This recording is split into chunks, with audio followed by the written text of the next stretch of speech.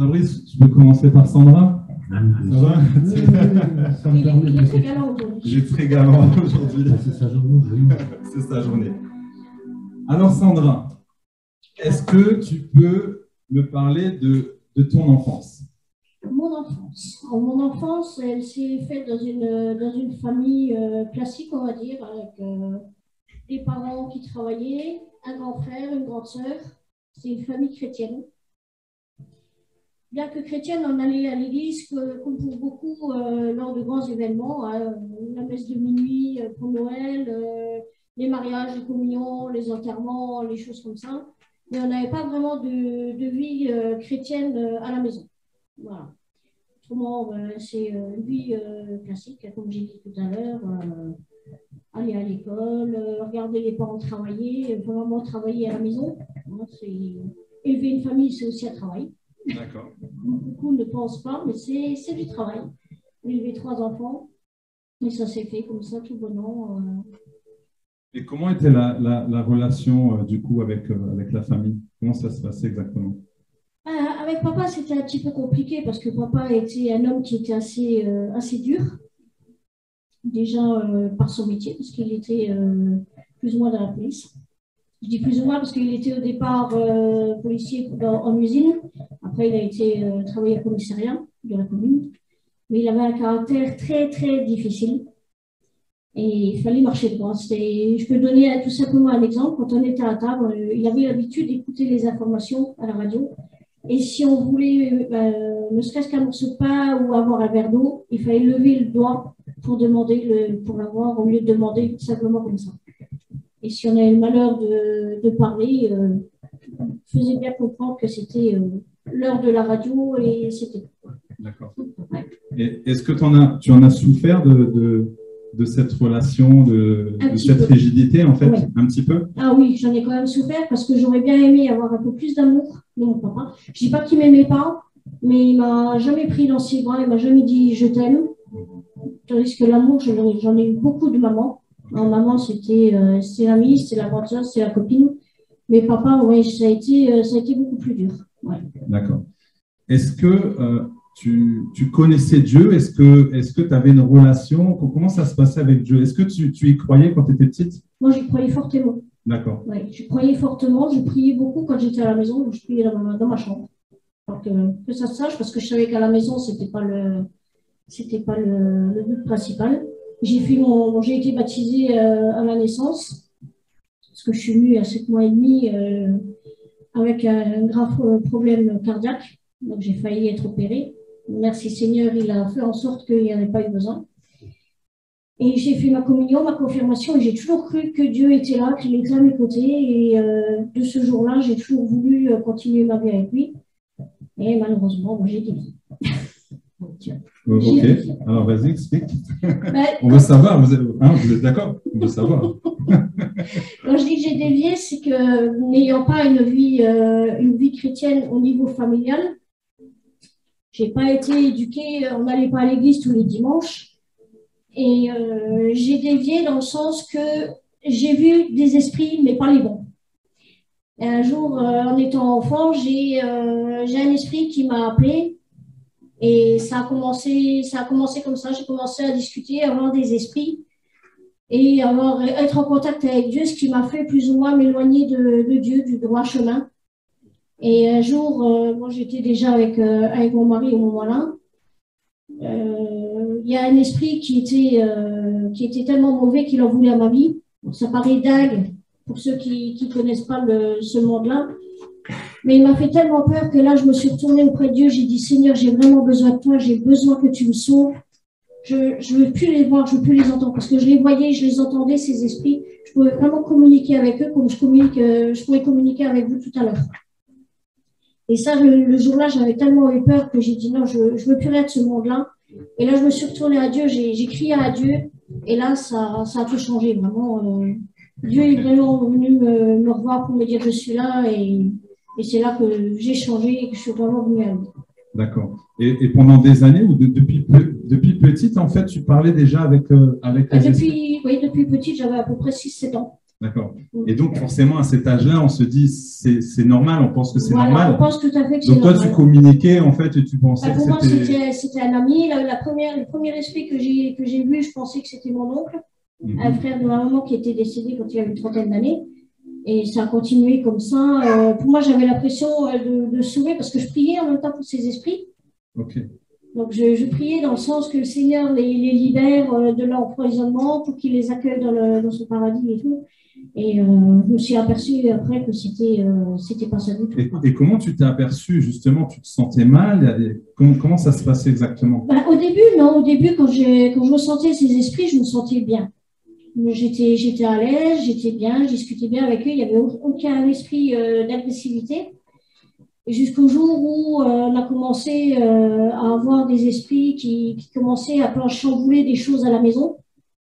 À bousculer des verres dans les éviers, à ouvrir des portes, à balancer des objets qui étaient sur un meuble, des choses comme ça. Et là, je me suis dit, il y a quelque chose qui est pas bien, qui n'est pas sain. Et ça a continué comme ça jusqu'au jour où on a mis le pied dans une église et puis on a tout abandonné par là. D'accord. Et comment ça s'est passé du coup, à ce moment-là? Il y a eu vraiment un changement, ta vie a vraiment changé? Ah oui, tout à fait. Après, je vais venir à Fabrice, comme ça, elle expliquera, mais vraiment, ça a changé. Dans ton cœur, tu as senti qu'il y a eu un réel changement? Oui. Déjà, à partir du jour où j'ai demandé à Dieu, que j'ai vraiment crié à Dieu, j'avais l'impression d'avoir une bulle qui a été placée autour de moi, qui a explosé. Et là, j'ai vu le jour d'un monde, le monde d'un jour nouveau, pardon. Et je me suis vraiment aperçue que là, il y avait quelque chose qui était sorti de moi de mauvais. J'avais vraiment l'impression d'avoir un poids en moins sur le dos. Et je me suis sentie beaucoup plus légère, beaucoup plus sereine. Et je voyais vraiment le monde beaucoup plus clair, beaucoup mieux, plus joli que ce que je le voyais auparavant. Parce qu'avant, c'était que du gris, du noir, que du négatif autour de moi. Et donc, en fait, tu as crié à Dieu, en fait. Et Dieu s'est révélé. Tu n'as rien fait de particulier. Non, tu as juste crié à Dieu de tout ton cœur. Et Dieu s'est manifesté. Ouais. Wow. Ouais. Et donc là, du coup, tu as une relation avec Dieu quotidienne. Dieu te parle. Et comment Dieu te parle? Par différentes façons. Par moments, c'est par des versets de la Bible. Parce que même au cours de la nuit, quand je commence à m'endormir, il me dit « Prends ta Bible ». Quand je suis fatiguée, je voudrais bien dormir. Non, prends ta Bible, prends tel et tel chapitre, tel et tel verset. Bon, des fois, c'est par des versets, des fois, c'est par des songes. Des fois, on sent sa présence. C'est une présence, celle que je ressentais auparavant, c'est une présence vraiment chaleureuse. On peut sentir des fois une main apaisante, un amour qui est présent. Et c'est tout bonnement génial. Je ne lâcherai plus. Alors, je vais vous poser une question à vous. Est-ce que vous sentez sa présence? Vous sentez sa présence? Rien qu'elle dit ça, en fait, je sentais la présence de Dieu. Vous sentez? C'est ça la présence de Dieu. Amen. C'est un apaisement. On ne peut pas l'expliquer, il faut le vivre. Amen. Alors, on bénit le Seigneur et on dit bienvenue, Saint-Esprit. Amen. Alors, merci en tout cas, c'est vraiment intéressant. Donc là, en fait, chaque jour, tu passes du temps à prier avec Dieu, tu lis de la parole, parce que pour toi, la parole, c'est important, la parole de Dieu. La parole de Dieu, oui, c'est important. C'est vraiment, comme on dit, c'est vraiment le livre de la vie. Et quand on ouvre, moi, j'ai l'habitude de prendre la parole un peu comme ça. Je me dis toujours au hasard. Je prends ma Bible, je l'ouvre et je suis attirée. Il n'y a pas de hasard. Il n'y a pas de hasard avec le hasard, on dit que c'est Dieu qui agit incognito. Voilà, c'est ça. Et c'est vrai que quand j'ouvre comme ça la Bible, sans but précis, je tombe forcément sur un verset qui va m'impacter, qui va me toucher. D'accord. Et comment maintenant Dieu t'utilise au quotidien? Par le fait de pouvoir témoigner. Bon, là aujourd'hui, c'est vraiment exceptionnel de parler à autant de monde d'un coup. Mais on a l'occasion de croiser des personnes comme ça en course ou en balade, des choses comme ça. Et on a l'occasion de témoigner, même des personnes qu'on ne connaît pas. Nous demandent comment ça va, qui nous trouvent un effet apaisé, comme s'il y avait une aura autour de nous. À partir de là, on ne peut pas faire autrement que de parler de Dieu et de témoigner de ce qu'il fait pour nous chaque jour. Et si on te propose 1 million d'euros et on te dit tu retournes là où tu étais avant? Absolument pas du tout. Merci pour ta Même réponse. Pour 1 million, même pour tout l'or du monde, plus Amen. jamais. Amen. Gloire à Dieu. Amen. J'aime cette réponse. Je savais la réponse, mais il fallait que je te la pose.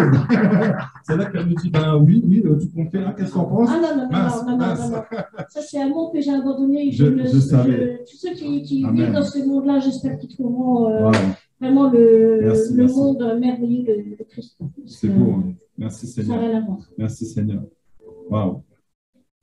Fabrice, alors peut-être que je vais revenir après, ou alors tous les deux, hein, on va cesser conduire. Fabrice, est-ce que tu peux m'expliquer aussi ton enfance? Comment était ton enfance? Même si je sais que, je sais que tu n'aimes pas trop qu'on en parle, mais bon, on ne va pas trop rester dessus parce que je sais que ça t'a touché. Mais explique quand même. Ouais. Pour expliquer et puis voir que même si le départ de la vie est un gros accident, en fait, Dieu se sert de vous après plus tard quand vous l'acceptez dans votre vie. Amen. En fait, ma venue au monde a été assez fracassante, on va dire, parce que c'est suite à un viol que je suis venu au monde.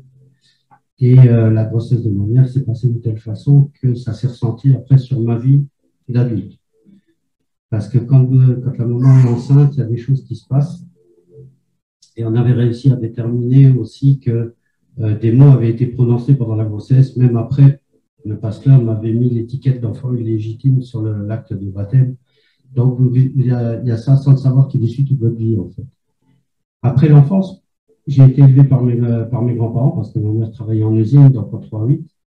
Et j'ai appris à vivre dans une famille qui était protestante, mais non pratiquant, comme on dit, qui allait à l'église, comme on a dit, pour les mariages, les enterrements, et rien de plus.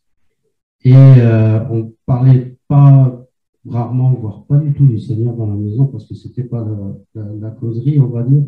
C'était toujours, comme on a toujours entendu, comme moi je le disais à un moment aussi, s'il y avait le Seigneur qui existait, il y a telle et telle chose qui ne se passerait pas. Et moi, à l'âge de 6 ans, j'ai perdu ma grand-mère, et quelques mois après, j'ai perdu mon petit frère. Et à partir de ce moment-là, j'ai commencé, non pas à détester, parce que je trouvais que le mot n'était pas assez fort, mais à haïr Dieu et à le prendre comme un ennemi. En plus, les anciens pourront le dire, je ne sais pas si vous l'avez entendu aussi, mais moi, quand j'étais petit, quand je tombais, que je me faisais mal, t'es tombé, tu t'es fait mal, c'est bien. Bon, Dieu, il t'a puni. Donc, comment croire en Dieu d'amour s'il vous punit? Voilà. Je n'avais pas ce contexte-là. Autrement, oui, c'est mes grands-parents qui m'ont élevé. J'ai été élevé juste, sans sévérité, juste beaucoup d'amour, énormément d'amour. Et même après le décès de ma grand-mère, mon grand-père a continué à s'occuper de moi. J'ai grandi avec lui, je suis resté avec lui jusqu'à la fin. Et j'ai appris beaucoup de choses par rapport à lui sans savoir que finalement certaines choses étaient bibliques. Voilà. Et donc vis-à-vis de Dieu, c'était très difficile parce que du coup, tu étais fâché contre lui. Pour moi, il n'existait pas, ce n'était pas possible.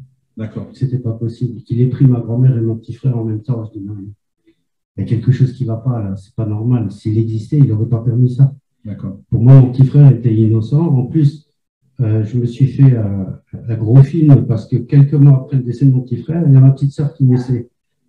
Donc je me suis dit, finalement, mon petit frère est parti pour laisser la place à ma petite sœur. Et là, j'ai détesté ma sœur. Je ne l'ai pas haï, comme j'ai dit, c'est Dieu, mais j'ai détesté ma sœur pendant pas mal d'années. D'accord, je vois. Voilà. Et comment tu étais, quand tu étais petit, je veux dire, dans l'enfance, est-ce que tu étais un méchant garçon? Est-ce que du coup, cette colère que tu avais, tu l'exprimais aussi sur les autres? Comment tu étais au quotidien? Non, je ne l'exprimais pas sur les autres, au contraire, j'étais, comme on dit, la tête de turc des autres, quoi, parce que j'étais dans une école à l'époque où on était sur 300-400 élèves, on n'était que 2 enfants obèses, donc on s'en prenait plein la tête. Je sais que j'ai très mal grandi parce que dans ma tête, c'était que des idées noires. Je te disais l'autre jour, à l'âge de 10 ans, j'ai eu la première idée de faire une tentative de suicide parce que je me sentais mal dans ma peau, je me sentais mal dans ma vie et que je ne trouvais rien, mis à part mon grand-père, qui me rapprochait à la vie. Après, en grandissant dans l'adolescence, je suis devenu sataniste. Moi, je vénérais le malin, mais pas le diable. Tout ce qui avait attrait à la mort m'attirait énormément. Et j'ai fait tous les excès possibles, tous les blasphèmes possibles, je les ai faits. Voilà. En fait, je me détestais tellement que j'ai essayé de me détruire et j'arrivais pas. Ouais. J'arrivais pas. J'ai fait de la boulimie à une époque en me disant, bêtement dans ma tête, hein, je me suis dit, c'est comme un ballon, quand vous le gonflez, au bout d'un moment, quand vous le gonflez trop, il va exploser. Et j'étais parti du principe que ce que je pouvais manger, ça allait me faire gonfler et me faire exploser à un moment donné. Enfin, j'ai cherché à me détruire sans avoir le courage de le faire directement. Et finalement, j'ai compris bien après, bien entendu, que c'est parce que Dieu avait une voie tracée pour moi et qu'il fallait que je la suive.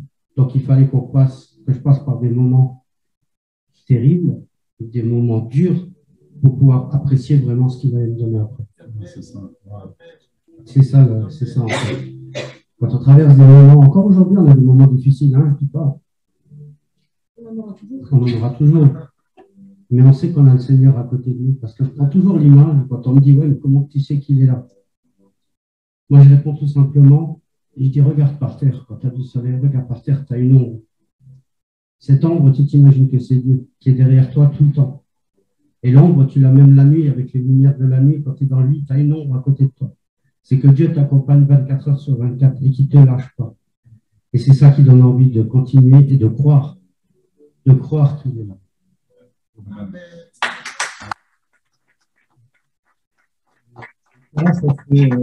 Comment ça s'est passé, du coup, la rencontre avec Jésus? Oula. Oula. Alors, ça s'est passé en 3 étapes déjà, parce qu'il y a mon oncle qui est dans la salle, là, il était venu avec ma tante. Et à son âme, elle est décédée au début du mois, au début de l'année, mais on peut dire que Dieu a envoyé 2 émissaires. Parce que c'est comme ça, finalement, c'est le mot que je déterminerai. Et ma tante était déjà à Christ. Donc, elle est venue parce qu'elle a vu que notre vie n'était pas bien du tout. On était vraiment dans le monde des ténèbres et on était très mal. Et c'est pour ça la question à 1 million, tu peux me mettre 1 milliard, je te dirai non plus. C'est pas la peine de compter. Et ils viennent à la maison un jour, puis elle commence à me dire, ouais, tu sais, j'ai donné mon cœur au Seigneur. Oui, bah, c'est bien. Il faudrait que tu viennes, il faudrait que tu viennes. Puis à chaque fois, je disais, écoute, tu sais ce que je pense de Dieu, laisse-moi avec ça. Laisse-moi tranquille, je ne veux pas m'entendre parler.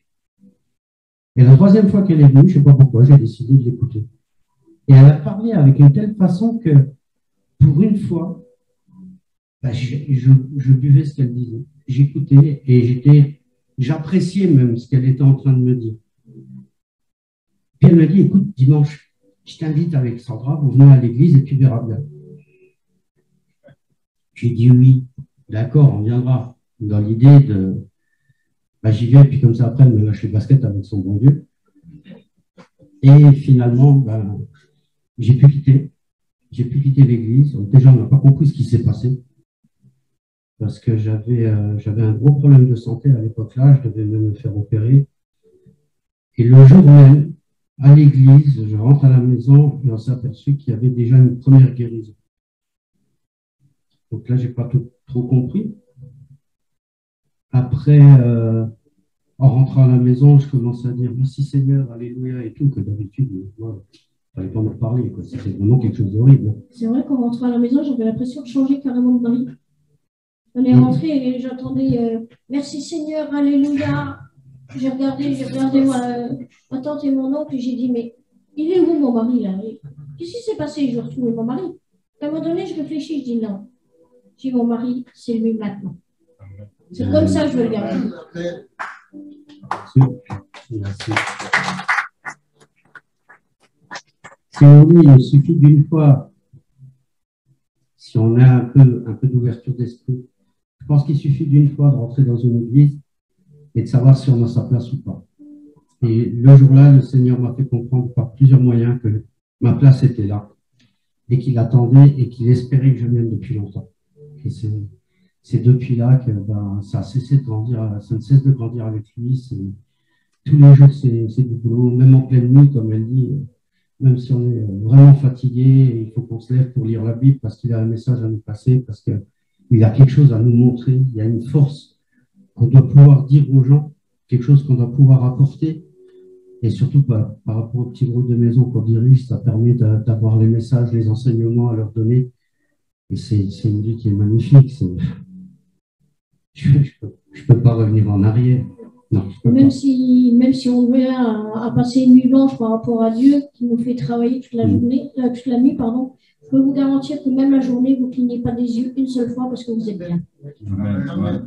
Alors qu'avant, vous m'avez expliqué que les esprits venaient un peu vous embêter pour travailler ça, et puis qu'il fallait absolument obéir, mais que, en fait, au fond de vous, vous n'étiez pas à l'aise, vous étiez vraiment sous tension, il n'y avait pas la paix, en fait, sur tout ça. Parce que aussi, tu expliquais que tu étais skinhead. Oui. Alors, du coup, la dernière fois, j'ai dit, mais waouh, mais c'est fou. Parce qu'il est allé dans notre église à El Shaddai, c'est que des Africains. J'ai dit, ah ouais, Dieu t'a vraiment libéré là, parce qu'il a dit, avant, je ne veux pas supporter, hein, n'est-ce pas?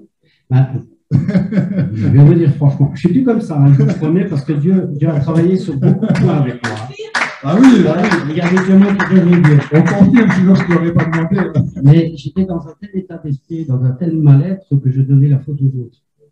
Et pour moi, à l'époque, quand j'étais skinhead, ben oui, je remettais la faute sur tout ce qui avait une couleur étrangère à la mienne. Donc pour moi, tout ce qui n'était pas blanc était inférieur à moi. Or, je me trompais complètement. Et j'avais des copains qui étaient d'origine étrangère qui, au moment où j'avais ce passage-là, je sais, c'est peut-être une excuse pour moi, mais je me suis dit, mais s'ils m'avaient prouvé autre chose, parce qu'ils auraient été contre moi au lieu d'essayer de me faire changer. Et si je n'avais pas eu cette image, peut-être que je ne serais pas allé aussi loin dans mes propos et dans mes idées. Parce que c'est vrai qu'à l'époque, honnêtement, je l'ai déjà dit à Max et à Pras, c'est le courant, hein, à l'époque où j'étais skinhead, mais jamais je serais rentré chez eux parce que la femme et les enfants sont noirs. Vous comprenez? J'avais une telle rage et une telle haine contre les gens-là que, en fin de compte, c'était mon mal-être que je faisais sortir. Ce n'était pas ma vraie pensée. Parce que je n'ai jamais été raciste avant. Et je ne le suis plus depuis. Je vous rassure. Je vous rassure. Au contraire, c'est quelque chose. Je trouve que la différence et la diversité, c'est ce qui amène à ce qu'on s'entende ensemble. Il faut éviter. Il ne faut pas dire, ouais, moi je suis meilleur que toi parce que je suis comme ça. Non. Il faut aller justement vers celui qu'on se dit différent. Parce que de toute façon, Dieu, il nous guidera toujours vers quelqu'un qui veut être rejeté par la société. Parce qu'on veut trop nous mettre dans des cases. Et Dieu ne veut pas qu'on soit dans des cases. Il ne veut pas qu'on soit dans des cases. C'est pour ça qu'il y a beaucoup de choses qui ont changé au niveau du temps où on était médium aussi. Justement, tu peux en parler, vas-y, tu peux en parler. Ouais. Ce que tu disais, on a commencé dans la médiumnie un peu par hasard, on va dire, parce que je me suis aperçu que j'étais capable de faire le pendule. Et on a eu un ami qui était chasseur de fantômes qui nous a donné beaucoup de solutions pour arriver à des choses. Et en très peu de temps, on est monté en puissance, mais quelque chose d'énorme. Ça a mis beaucoup plus de temps du côté du Seigneur à arriver à avoir cette force qu'on a aujourd'hui, parce qu'en plus, il y avait le doute au début. Parce que quand vous quittez ce monde-là, c'est un monde de ténèbres qui vous amène que du noir, que des ennuis. On faisait de l'écoute, on faisait de l'écriture automatique, et quand je faisais de l'écriture automatique, plus personne ne me reconnaissait, parce que physiquement, je me transformais. Le visage changeait beaucoup. Le visage, je me crispais. Et quand c'était fini, c'était comme je comparais toujours ça à un boxeur qui fait 10 rounds de boxe quand il est KO à la fin. J'étais pareil parce que l'énergie que j'avais était aspirée par l'esprit qui était en moi. Donc on avait des problèmes d'argent, on avait des problèmes de santé, on avait des problèmes dans le couple. Parce que forcément, du fait qu'on était fatigué et qu'on était attaqué de jour comme de nuit, parce que ça, c'est les esprits, à partir du moment qu'ils savent que vous avez la possibilité de les entendre, ils ne vous lâchent plus. Donc, quand on est venu au Seigneur et qu'on s'est dit maintenant, on ne veut plus de tout ça, parce qu'on a compris que c'était mauvais pour nous et que ça allait nous détruire tôt ou tard, on s'est dit, mais ça, on ne le veut plus. On ne le veut plus parce que c'est quelque chose de... Franchement, c'est horrible. Vous imaginez le pire film d'horreur que vous puissiez voir, vous multipliez par 10 parce que c'est tout le temps, tout le temps, tout le temps. Le jour comme de nuit. Le jour comme de nuit. Il n'y a pas de répit. Et à partir du moment qu'on a donné notre cœur au Seigneur, on s'est dit, OK, maintenant c'est Christ avant tout. On a détruit tout ce qu'on utilisait pour faire ce monde-là. On se donnait bonne conscience dans le sens où on ne faisait pas payer les gens. Parce que, soi-disant que c'est un don. Donc, on l'utilisait en disant, ben voilà, je ne peux pas payer comme ça. Et à la fin, on faisait de notre père pour chasser les âmes qui étaient venues. Voilà. Donc, le manque de connaissances, on mélange tout. Et Quand on était à Christ, au début, quand on commençait à recevoir des prophéties, moi, je me posais la question, mais est-ce que c'est de Dieu? Ah, c'est ça. Ou est-ce que c'est de l'ennemi? J'en ai discuté avec mon pasteur de l'époque et puis un leader de l'église. Et le leader, il m'a dit, écoute, c'est tout simple. Quand tu reçois une prophétie, tu demandes à Dieu de te donner une confirmation. Si c'est de Dieu, tu vas avoir ou un songe, ou une parole, comme Sandra l'a expliqué tout à l'heure, ou un verset de la Bible qui va venir. Et à chaque fois que je recevais quelque chose, je le gardais en tête, et Seigneur, je veux une confirmation si c'est de toi. Et automatiquement, j'avais la confirmation qui allait avec ce que j'avais reçu. Donc petit à petit, j'ai réussi à faire cette différence. Et ce qui fait qu'aujourd'hui, même si l'ennemi essaye de temps en temps de nous faire rechuter, que ce soit par rapport à des bruits chez nous, que ce soit par rapport à des personnes qui veulent essayer de nous faire retomber, on dit non. On dit non et on refuse tout de suite, et on piétine ça. Parce que on en parlait l'autre soir, quand j'ai expliqué à Manu, j'ai dit la douleur qu'on avait à l'époque, je ne veux plus la vivre. Si je pleure aujourd'hui, je veux que ce soit des pleurs de joie parce que c'est le Seigneur qui me donne cette joie. Je ne veux plus de ce monde-là. Je ne veux plus être ce que j'étais avant. Et même, j'ai déjà dit, même si on a des moments difficiles, mais on a un espoir derrière qui est Dieu. Et qu'on doit être, justement par rapport aux personnes qu'on connaît, par rapport surtout aux non-chrétiens, parce que le chrétien, on peut parler. Mais une personne non chrétienne, même si elle te dit, oh, ne me parle pas de ça, ça ne m'intéresse pas. Un jour, cette personne vient chez vous, parce que ça, on l'a vécu. Elle vient chez vous, puis c'est elle qui pose des questions sur Dieu. Mais ça ne l'intéresse pas. Mais c'est elle qui cherche à comprendre pourquoi qu'ils ont vu le changement dans notre vie, le changement dans notre comportement et l'amour qu'il y a entre nous qui est indestructible. Et ça, il se pose des questions. Wow. C'est bon. C'est vrai que moi, ça m'a rappelé, comme tu disais, les gens voient le changement. On avait une amie qui venait à la maison, c'était une ancienne collègue de Fabrice. Et quand on discutait, à un moment donné, elle me dit, mais purée, elle dit, t'es un vrai pitbull, toi, on peut rien dire sur ta table tout de suite. Et le temps a passé, et entre-temps, on est rentré dans l'église, et mon caractère a changé et tout. Et un jour, elle vient, elle fait, mais qu'est-ce qui s'est passé avec toi? Donc, je la regarde, je fais, pourquoi? Il n'y a rien de spécial, qu'est-ce que tu as remarqué? Elle dit, mais de pitbull, t'es passé à chihuahua. J'ai regardé, j'ai dit, mais t'es sérieuse? Elle dit, mais écoute, elle dit, t'es toute calme, t'as bois plus, tu bois plus comme avant. J'ai dit, oui, mais attention, il faut se méfier quand même de l'eau qui dort. Voilà. Attention. Il ne faut pas te réveiller. Hein. Avec le Seigneur, il travaille tellement sur nous qu'on ne s'en aperçoit pas, mais ça, et puis sans compter les guérisons que j'ai eues, que les médecins me disaient que ce n'était pas possible que j'ai une guérison. J'avais des acouphènes et des hyperacousies, Dieu me les a guéris. J'avais des tocs, Dieu me les a enlevés. Je peux vous dire que les tocs, ce n'était pas évident. Ouais. Et sans compter d'autres bénédictions qu'on a eues après, et que vraiment, c'est la grâce de Dieu. Et ça continue. Et ça continue. Ça continue. Effectivement, Amen. Wow. Donc, en fait, c'est une décision. Vous avez pris une décision. C'est le jour où vous avez pris une décision d'accepter le Seigneur et de décider aussi de tout lâcher. Donc, de mettre de côté le pendule, tout. Voilà. En fait, il faut être assez radical. C'est-à-dire que le Seigneur, lui, il est gentleman. Il nous laisse le choix de continuer ou pas. Parce que, voilà. Bien sûr. Et en fait, c'est vraiment une décision radicale. On dit, Seigneur, je te sers, mais c'est que toi. Et c'est là où vraiment vous avez vu le changement, vous avez vu vraiment votre vie transformée. Et je me souviens, tu avais expliqué ce témoignage, je ne sais pas si tu veux en parler, où justement tu voulais que Dieu agisse. C'était avec les armoires, tu te souviens, tu avais prié. Ah, oui. Et j'aime bien cette histoire parce que je trouve qu'elle est vraiment touchante. Disons voir que c'est un peu comme j'ai expliqué l'autre fois, le mourir à soi-même. Parce que quand on est rentré dans l'église, on nous a dit, oui, si tu veux que ça avance, faut que tu meurs à toi-même. Je fais, ok, mais le mode d'emploi, c'est quoi? Parce que c'est un terme. Oui, c'est vrai. Mais quand on n'est pas à Christ, qu'on est débutant dans la Bible et tout, je veux bien mourir à soi-même, mais c'est quoi mourir à soi-même? On a fait notre conversion en 2012. En 2012, quand on a été la première fois à l'église, le pasteur nous a fait venir devant après et il a dit est-ce que vous donnez votre cœur et que vous reconnaissez que Christ est Sauveur et Seigneur? Et j'étais le premier à dire oui. Et je n'ai pas compris. Encore aujourd'hui, je n'ai pas compris. Mais bon, c'est que c'était le moment. Et puis donc, là, c'était en 2016, l'histoire. En 2016, on avait d'énormes problèmes financiers.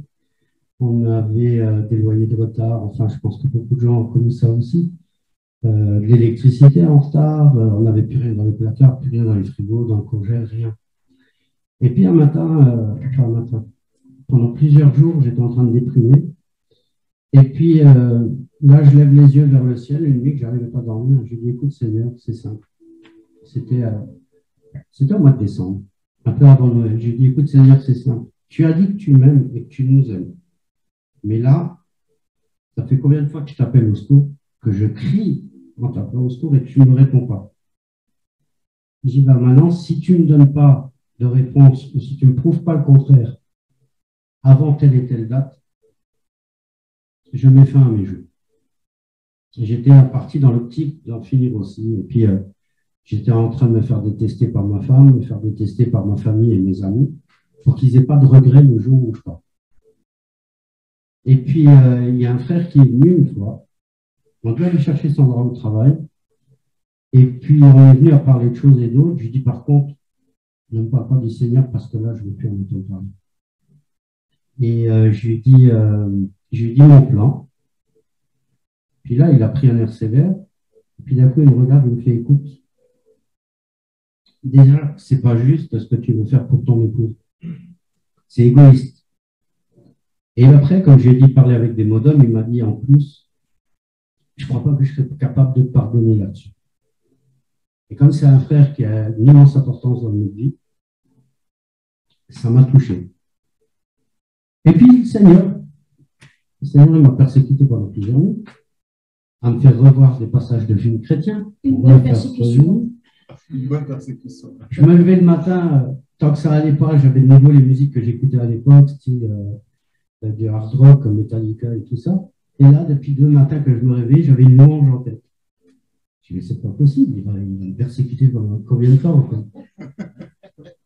Et puis un jour, je me lève le matin et j'avais eu une proposition d'une amie qui m'a dit, bah écoute, elle avait un cabinet de voyance, elle me fait, tu viens avec moi, tu fais ton pendule dans un coin, je te file 50 € par client qui vient, et comme ça, tu vas remonter tes finances. Ben, je n'ai pas craqué, je n'ai pas dit oui. J'étais sur le point et je n'ai pas dit oui. Et puis le matin, là, je me lève et puis un gros ras-le-bol. J'ouvre les placards, rien pour le petit déjeuner, j'ouvre le frigo, rien dans le frigo non plus. Et je dis, bah maintenant, Seigneur, ok, tu veux que je m'abandonne à toi, tu veux que je te laisse les rênes de ma vie, ok, je te les donne. Je t'abandonne tout. J'en ai marre de réfléchir, j'en ai marre de me casser la tête. Je proclame qu'à partir d'aujourd'hui, c'est toi qui dirige ma vie. Je proclame qu'à partir d'aujourd'hui, c'est toi qui me donneras ce que j'ai besoin. J'ai ouvert tous les placards, j'ai ouvert tous les frigos et j'ai dit à partir d'aujourd'hui, je proclame l'abondance dans ces placards. Je proclame qu'à partir d'aujourd'hui, nous ne manquerons plus jamais de rien.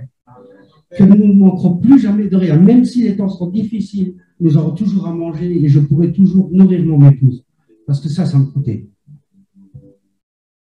Le soir, je ne m'attendais plus à grand-chose et puis d'un coup, on sort pour accompagner la famille qui partait. Je crois que c'était ma tante et mon oncle, d'ailleurs, le jour-là, c'est possible. Il y a une amie qui s'arrête devant, qui demande à Sandra, c'est une dame qui était au CCAS de notre commune et qu'on donnait un coup de main bénévolement quand elle avait besoin de nous. Elle lui dit, comment ça va? Alors Sandra lui dit, ça va pas, c'est même pire. Elle dit, bah, viens avec moi en voiture. Elles sont revenues 1 heure après et elle m'a appelé depuis la porte d'entrée, la dame, et elle est revenue avec les gros sacs, vous savez, les tout gros sacs quand on va au Lidl ou au Leclerc. 5 sacs remplis, complets, de nourriture, de trucs à mettre au frigo, de desserts, de produits d'hygiène, de produits pour le sol. Enfin, tout ce qu'elle avait chez elle, en double, elle nous a tout donné. On a eu vraiment, ça commençait à remplir le placard. Le frigo aussi. On a dit, bah, merci Seigneur. Sur un moment, je dis merci Seigneur. Et d'un coup, je reçois un coup de fil. La femme de Jean-Marie, elle fait, oui, on a été à la collecte aujourd'hui, j'ai reçu pas mal de fruits et légumes, j'en ai trop pour moi, est-ce que vous en voulez? Je dis oui. Je reçois un coup de fil de l'autre côté, Ouais, écoute, mon frère, il a été à la chasse ce week-end, il a ramené plusieurs trucs, et puis j'ai pas mal de viande, moi, que je peux pas garder. Est-ce que tu veux? Je te donne. Et là, les placards se sont remplis, le frigo s'est rempli, le congélateur est rempli. Et vous venez chez nous aujourd'hui, tout est toujours rempli. Même si on prend dedans, il y a toujours ce qu'il faut. On peut inviter des personnes, on peut faire des festins, on va dire. On ne manque plus de rien. Et c'est ça mourir à soi-même. C'est se dire un jour, tu veux diriger ma vie, je t'abandonne tout. Mettre le genou à terre, c'est ça mourir à soi-même. Se dire, je ne suis rien sans toi, c'est ça mourir à soi-même. Et c'est ce que j'avais besoin et je ne savais pas ce que c'était. Je ne savais pas ce que c'était. Mais je l'ai vécu. Et quand vous le vivez et qu'après tout ça remonte, vous vous dites, bah oui, il y a un Dieu. Il y a un Dieu qui est surpuissant. Il y a un Dieu qui peut tout où l'homme ne peut pas. Et c'est ça notre vie. C'est ça qu'on doit avancer. C'est, même si on connaît des moments difficiles, on en connaîtra d'autres. On a quelque chose en nous où on sait qu'on est invincible avec Dieu, avec notre Père. Voilà.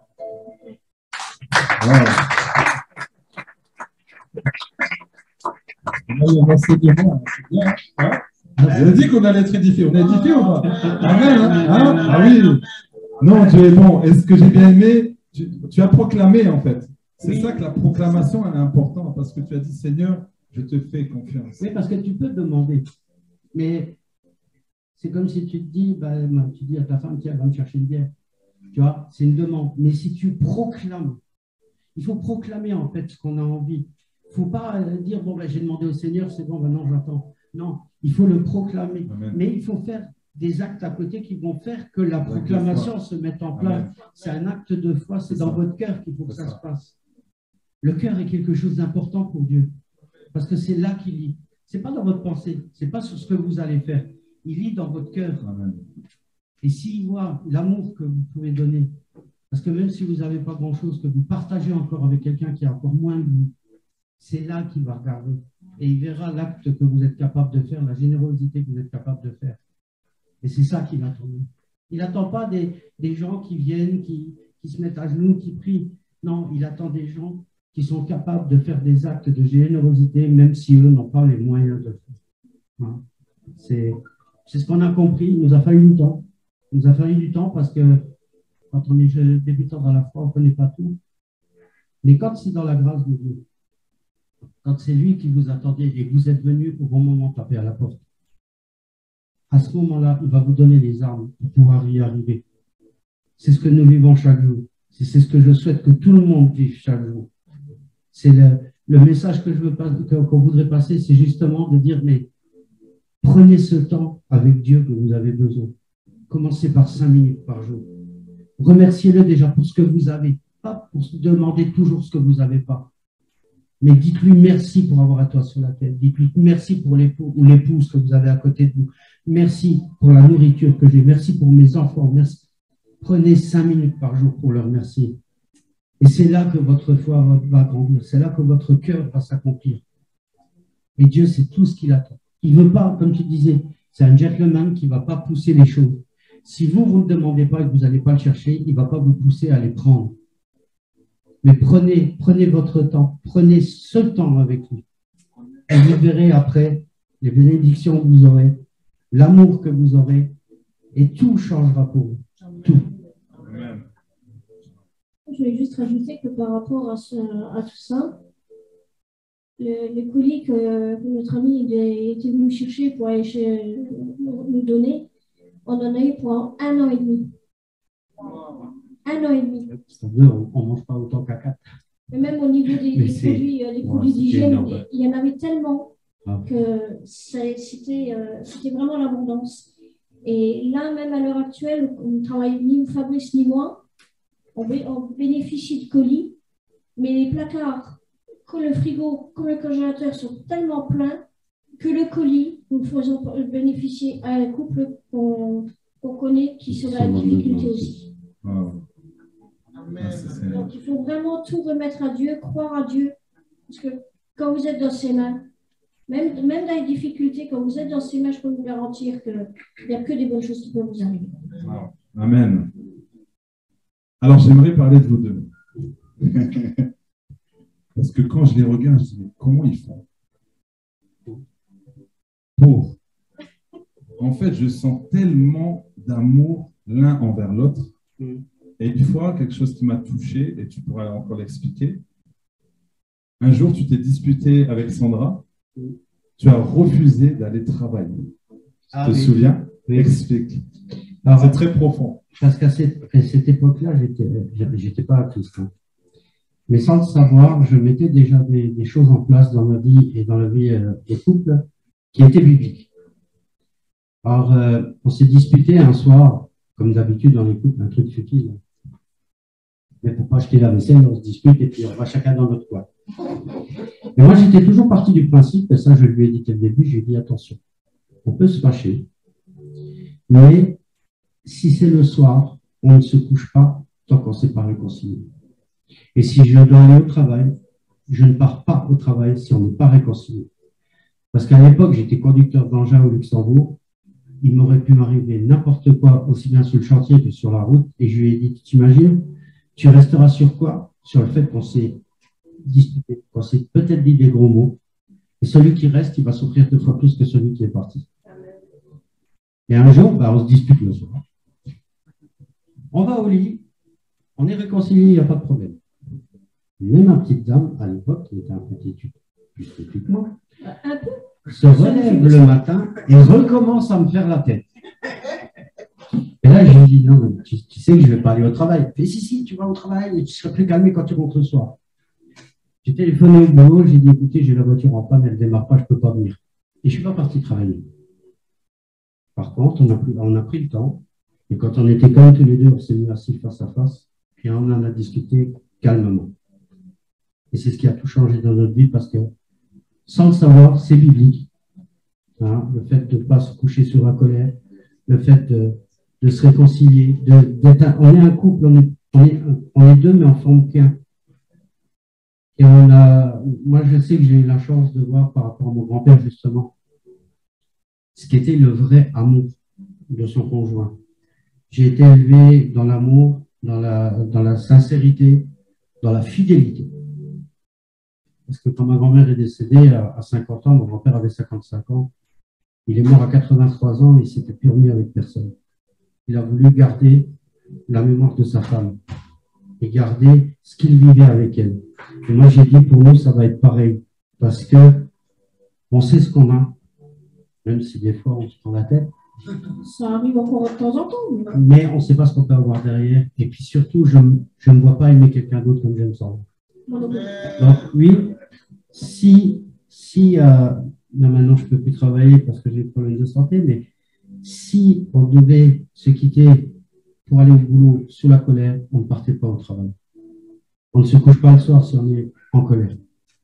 Et depuis qu'on est au Seigneur, on s'est aperçu que la colère ne dure plus parce qu'au bout de 10 minutes, peu importe qui a tort, qui a raison, il y a toujours, même si c'est celui qui a tort, qui revient vers l'autre et qui demande pardon. Et à partir du moment-là, voilà. Et à partir du moment-là, il n'y a plus qu'à rouler avec Dieu, puis c'est guidé. Voilà. D'après vous, pourquoi certains couples n'arrivent pas à pardonner tout de suite, comme tu disais avant? Ça prend du temps, 1 jour, 2 jours, 1 semaine, 1 mois.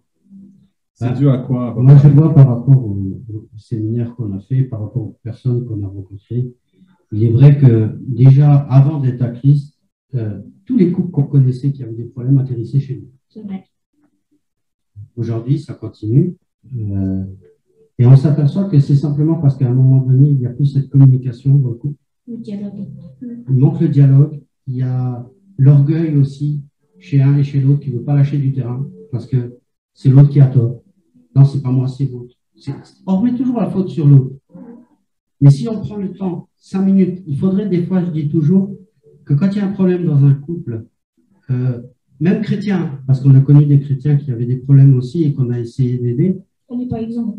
Prenez toujours un intermédiaire qui passe l'arbitre avec vous pour calmer les ardeurs quand ça monte. Parce que forcément, vous n'avez pas envie de lâcher du terrain sur l'autre parce que vous estimez que vous avez raison. Et c'est là que vous commencez à avoir tort. Parce que le tort, c'est à 50-50. Ce n'est pas un ou l'autre. C'est à 50-50. Et là, il faut un arbitre pour remettre les choses en place.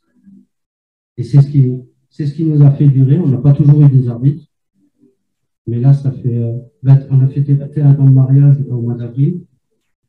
Et on est toujours, c'est ce que je dis, alors des fois on passe pour des ovnis pour certaines personnes, parce que je dis toujours, il y a des moments, quand je me lève le matin, j'ai l'impression que c'est la première fois qu'on se réveille ensemble. J'ai la première fois qu'on s'embrasse. J'ai l'impression que c'est la première fois qu'on se câline. Et j'ai l'impression, des fois, quand je la regarde dans les yeux, de me dire, j'ai l'impression que c'est la première fois que je la découvre. Mais je dis merci au Seigneur parce que c'est le Seigneur qui a permis qu'on se tempère tous les deux. Parce qu'avec le caractère qu'on avait avant, je ne me donnais pas un nom du commun. Et Dieu en a décidé autrement. Vous voyez? Oh, c'est bon. Amen. Qu'est-ce que tu aimerais dire à Sandra? Allez, c'est son anniversaire. Et même, j'ai vu sur Facebook, non, mais les messages que tu as mis. Tu as les mouchoirs, tu as ce qu'il faut. On est dans les émotions, on continue. Hein. Tiens. Ce que je voudrais dire à Sandra, c'est ce que je lui ai toujours dit. Sandra, elle est entrée dans ma vie à un moment donné où j'étais dans de très grands doutes et que je cherchais de l'amour. L'amour, pas charnel, mais l'amour, de la tendresse. J'aurais été prêt même à me détourner, à aller vers un homme à ce moment-là. Sandra, elle est arrivée au moment où j'étais en fin d'espoir. Et je me dis, après, quand j'y réfléchis, et puis que tu regardes la vie comme elle coule, que si on avait eu tous les deux la carrière qu'on voulait, on ne se serait jamais rencontrés. C'est là que j'ai pris conscience que Dieu a fait quelque chose déjà de nous.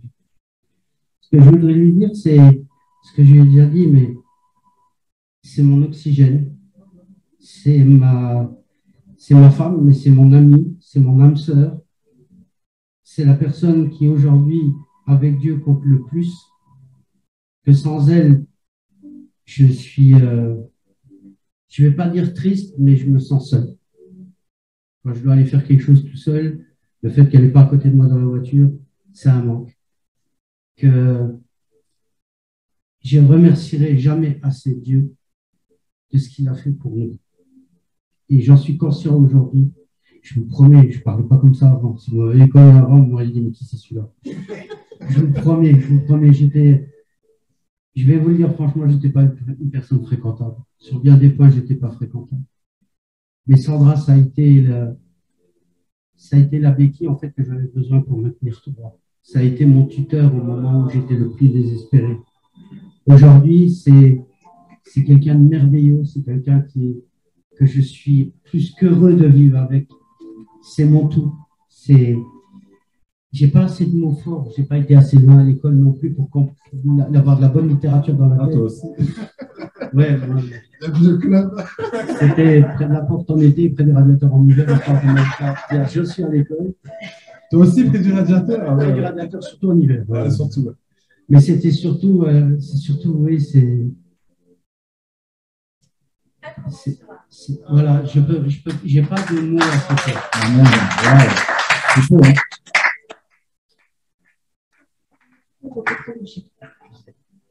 Alors, on va faire pleurer Fabrice maintenant. Sandra, qu'est-ce que tu as envie de dire pour Fabrice? Fabrice, c'est pas seulement mon mari, c'est mon meilleur ami, c'est ma bouée de secours. C'est l'amour de ma vie. Sans lui, je suis rien. Sans lui, je suis rien. Quand tu me disais tout à l'heure, quand on doit se séparer, il a dû faire des cachotteries avec des amis. Là, il s'est éloigné un petit peu de la maison quelques heures avec une amie pour aller faire des courses, des petites surprises, des petites cachotteries. J'étais pas bien. Il manquait quelque chose.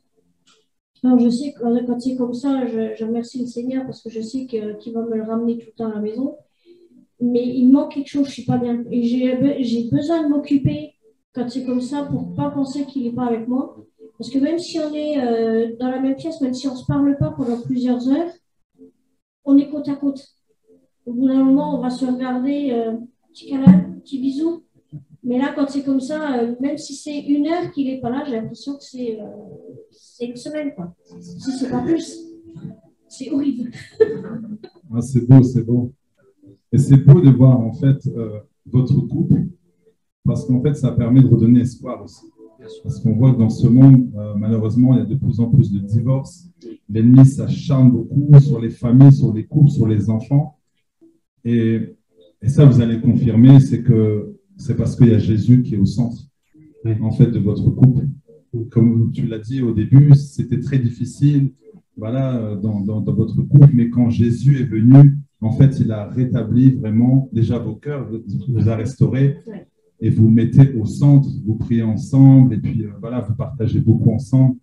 Et ça, c'est merveilleux. Donc, on fait beaucoup de lectures ensemble, on partage nos idées, on partage ce qu'on reçoit. On l'a inclus dans notre vie d'une façon, c'est symbolique, c'est pas en faire une idole, c'est pas faire une chose, mais quand on a fêté nos 17 ans de mariage, c'est des amis qui ont béni le remariage parce qu'ils allaient partir l'année d'après au Canada. Et on avait trouvé tous les deux une nouvelle alliance où ça paraît rien, mais si vous regardez dessus, il y a le nom de Jésus qui est gravé et qui est gravé en plusieurs langues dessus. Et je me suis dit, comment être plus près de Dieu que de l'avoir avec nous et au centre de nous? Parce qu'on dit que quand on est marié, on a cette corde à 3 bras parce qu'il y a Dieu dans notre vie qui est incassable. Ben, on a voulu l'inclure au milieu de nous, qui fait que le jour où il y en a un qui ne va pas bien, ben, on est à 2 pour se remonter, pour aider l'autre. Et Sandra, ça a toujours été la balance, c'est que quand elle ne va pas, l'autre va bien. Peu importe comment c'est, il y a toujours un pour relever l'autre. Waouh, amen. Est-ce qu'on peut acclamer le Seigneur? Waouh. Voilà, est-ce qu'il y a un conseil que vous avez envie de donner aux des personnes qui sont peut-être ici aujourd'hui, qui ne connaissent pas le Seigneur, ou peut-être qui se sont éloignées de Dieu, des personnes qui sont en Christ, qui connaissent le Seigneur, qui se sont peut-être éloignées, et des personnes qui ne connaissent pas Jésus. Qu'est-ce que vous avez envie de leur dire? Moi, j'aurais envie de leur dire, comme j'ai dit tout à l'heure, peu importe votre vécu, peu importe ce que vous pensez de vous, peu importe ce que vous avez entendu sur vous, il y a quelqu'un qui est à côté de vous, qui attend juste que vous lui ouvriez la porte. Parce que lui, il vous aimera toute votre vie. Sans faire de différence. Sans faire de calcul. Et peu importe ce que vous avez fait. Il y a une chanson que j'aime bien, c'est Philippe de Courroux qui dit « Par le pardon ». Et il faut déjà se pardonner à soi-même pour pouvoir pardonner aux autres. Mais se pardonner à soi-même, surtout de penser ce qu'on pense de nous. Parce que moi, je me suis toujours trouvé moche, je me suis toujours trouvé trop gros. Et c'est en discutant une fois avec une amie qui ne se trouvait pas belle, et que je lui ai dit, mais tu sais, c'est une chrétienne. J'ai dit, tu sais, en disant que tu n'es pas belle, tu critiques le travail que le papa il a fait sur toi. Et derrière, j'ai sorti la patch derrière la tête pour me dire, tu vois, c'est pour toi aussi, mon gars. Parce qu'avant, je regardais juste ça quand je me rasais. Le reste, je n'ai jamais regardé. Mais aujourd'hui, je m'apprécie pour ce que je suis. Et je suis content de ce que je suis parce que je suis à l'image de ce que papa il a voulu que je sois. J'ai un cœur qui grandit parce que papa a voulu que le cœur grandisse comme ça. Et c'est justement le fait que je sois différent par la taille. Comme Sandra qui est de petite taille aussi. Ça a été d'ailleurs beaucoup de moqueries aussi. Elle a vécu des mauvais moments, mais c'est justement cette différence qui fait notre force aujourd'hui. Et que peu importe ce que tu penses de toi, dis-toi que papa, il est derrière et qu'il t'aime. Et ça, c'est le message qu'il faudrait faire passer aux chrétiens comme aux non-chrétiens, parce que des fois, tu as des chrétiens qui doutent aussi. Mais se dire que peu importe ce que tu fais, à partir du moment que tu demandes pardon, que tu te repens de ce que tu as fait, le Seigneur, il sera toujours derrière toi. Qu'est-ce qu'il est dit dans la Bible? Le juste chute 7 fois, et 7 fois, il se relève. Pourquoi? Parce que papa aide à le relever. Alors dites-vous, vous n'êtes peut-être pas bien dans ce que vous faites ou que vous avez vécu quelque chose de mauvais, mais dites-vous, vous n'êtes pas jugé. Vous serez jugé par l'homme, mais vous ne serez pas jugé par Dieu. Voilà. Amen, amen. Oh, on peut acclamer le Seigneur. Merci beaucoup.